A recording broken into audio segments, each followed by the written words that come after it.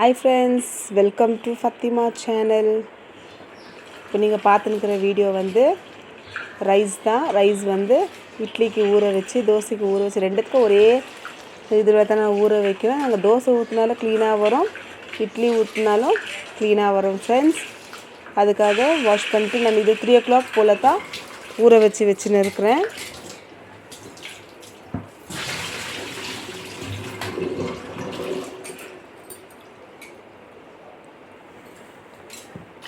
ஏன்னா ரைஸ் வந்து சாப்பிட்றத விட இட்லி ஊற்றி சாப்பிட்டா ரொம்பவே நல்லது.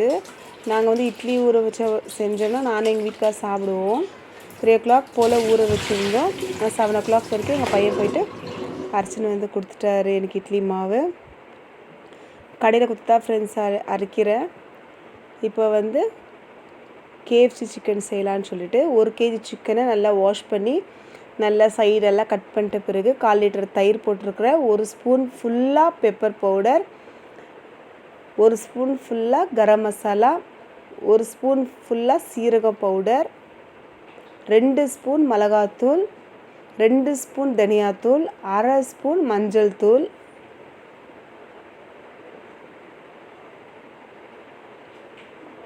தேவையான அளவு உப்பு,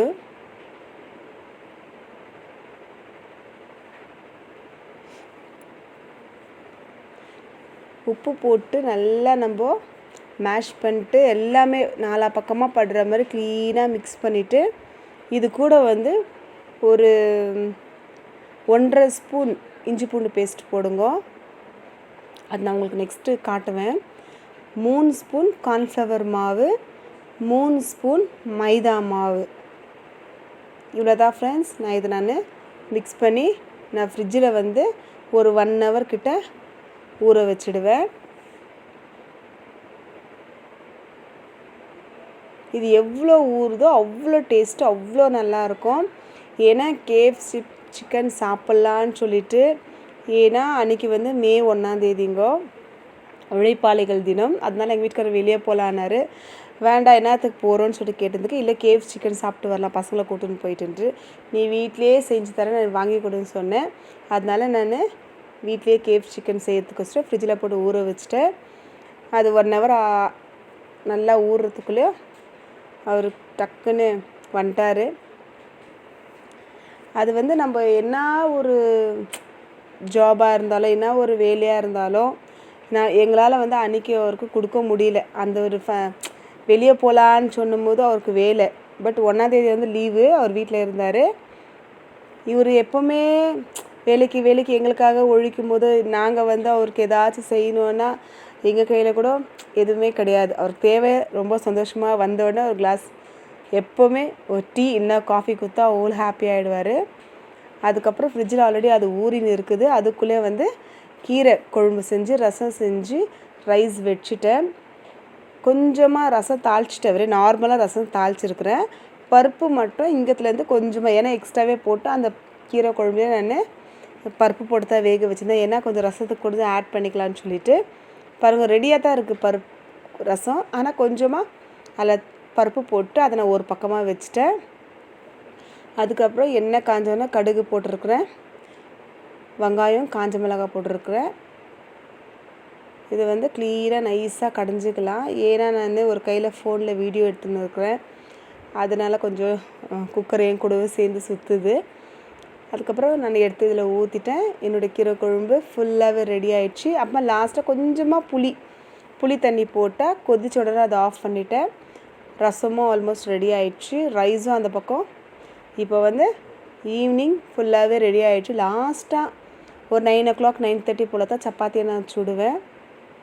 இப்போ பசங்கள்லாம் வந்துட்டாங்கோ. எங்கள் பொண்ணு வீட்டில் தான் இருக்கிறா, பையன் ஜிம்முக்கு போயிருக்கிறாரு. வீட்டுக்காரு நீங்கள் பார்த்தீங்க இல்லையா வந்து காஃபி குடிச்சுன்னுக்கிறாரு. இப்போ லைட்டாக அவங்களுக்கு இதெல்லாம் செஞ்சு கொடுத்தோம்னா ரொம்ப ஹாப்பியாக இருக்குவாங்க.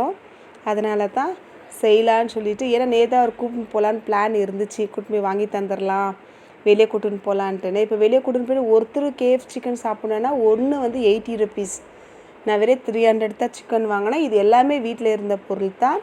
கொஞ்சமாக வந்து லெமன் புழிஞ்சிக்கலாம், ஏன்னா கொஞ்சம் வயிறு இன்ஃபெக்ஷன் எதுவும் ஆகாத இருக்கிறதுக்கு.